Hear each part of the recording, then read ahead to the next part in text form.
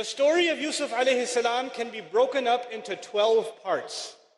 If you know the story, you can easily, as it is in Surah Yusuf, you can break it up into 12 parts. I'll tell you why I'm telling you this. When I was in college, before I was even interested in Islam, I took a course called World Literature. And in that course, we studied some parts of Plato's Republic, Aristotle. We even studied actually the Communist Manifesto. We read some things from the Confucius. We read some things from the Bible. We read something from the Quran. And at the time, I didn't know any Arabic. When we took this course, one of our homework assignments was to compare the story of Joseph in the Bible to the story of Yusuf alayhi salam in the Quran. That was a homework assignment. And the only thing I had was the translation. Now I'll tell you what happened at the end of that homework assignment later, but let's go back to this. How many parts did I say the story has?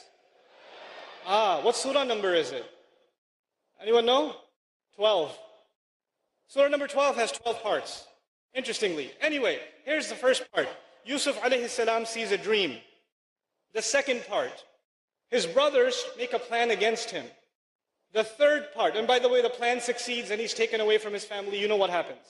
The third major part, the wife of the minister tries to seduce Yusuf alayhi salam, the test that he was put through.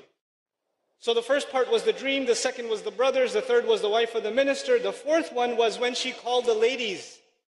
She called all of the ladies and they also fell in and they, did what they did with the knife. They weren't very good with knives. And then the fifth part, Yusuf alayhi salam ended up in jail. You guys know that part? Right? He was falsely accused and he went in jail.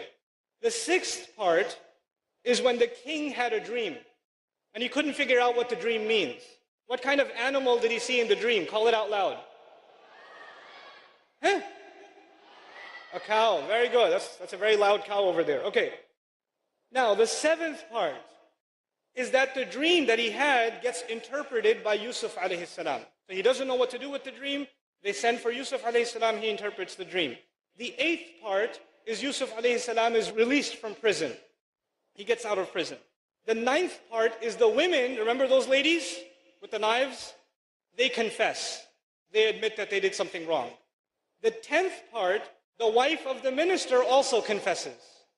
The 11th part, the brothers learn their lesson. You know the brothers who put him in the well in the beginning? Now we're in part 11 and they learn their lesson.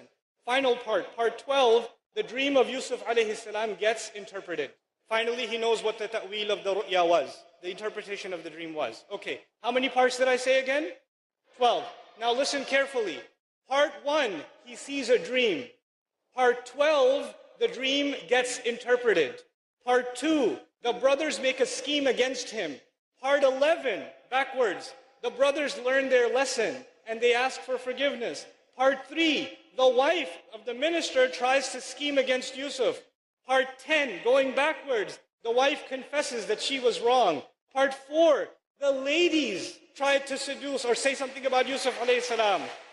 Part 9, the ladies confess. Part 5, Yusuf alayhi salam goes to jail. Going backwards, part 8, Yusuf alayhi salam is released from prison. Part 6, the king sees a dream. Part 7, the king's dream is interpreted. This is not a book. It was a speech. There was no editing. There was no, here are the 12 parts. Let's put part 1 and part 12, part 2 and part 11, part 3 and part 10. It wasn't like that. It was given as a surah. The Rasul ﷺ recited it. And just in that recitation, it has this perfect symmetry. Subhanallah, ma a'jaba hadha al-kalam.